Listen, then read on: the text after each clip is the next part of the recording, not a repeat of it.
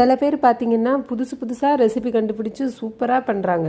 நானும் ஏதாவது ஒரு ரெசிபி வந்து டிஃப்ரெண்ட்டாக ட்ரை பண்ணுவோம் அப்படின்னு செஞ்சால் 3ல் 2 சொதப்பிடுது, 1 தான் வந்துட்டு நல்லா வருது. ஏதாவது ஒரு மிஸ்டேக் வந்துட்டு பண்ணிடுறேன்.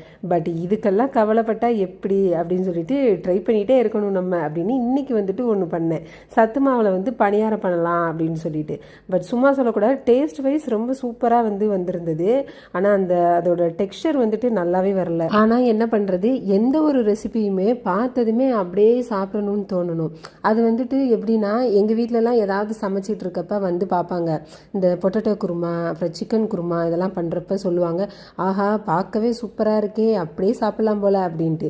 இதில் என்ன ஆகும் அப்படின்னா, நம்ம ரெசிபி நல்லா இல்லைன்னா கூட பெருசாக தெரியாது. நீங்கள் அந்த மாதிரி எப்போது ஃபீல் பண்ணியிருக்கீங்களா? எங்கள் வீட்டிலலாம் இந்த கலரை பார்த்து சாப்பிட்றதுக்குனே ஒரு ஆள் இருக்காங்க. எனக்கு வந்துட்டு இந்த ரெசிபி பண்ணுறப்போ என்ன தோணுச்சுன்னா, இதை நார்மலாக நம்ம உருண்டையாக பண்ணி அப்படியே சாப்பிட்டு இருந்திருக்கலாம், கேஸாவது மிச்சமாக இருக்கும். ஏன்னா உருண்டை பண்ணுறதுக்கு நான் இதே தான் வந்துட்டு சேர்ப்பேன். ஸோ பணியாரம் வந்து எப்படி வந்திருந்தது அப்படின்னா, உருண்டையாக இல்லாமல் இந்த மாதிரி கொஞ்சம் ஃப்ளாட்டாக வந்து அமுங்கி இருந்துச்சு. கடைசி அதுக்கப்புறம் சாப்பிட்றப்ப தான் தோணுச்சு எனக்கு, மேபி கொஞ்சம் பேக்கிங் சோடா போட்டிருந்தோன்னா புஷ்ஷுன்னு வந்திருக்கும் அப்படின்ட்டு. ஓகே பரவாயில்ல, டேஸ்ட் நல்லா இருந்தனால அப்படியே சாப்பிட்டு முடிச்சிட்டோம்.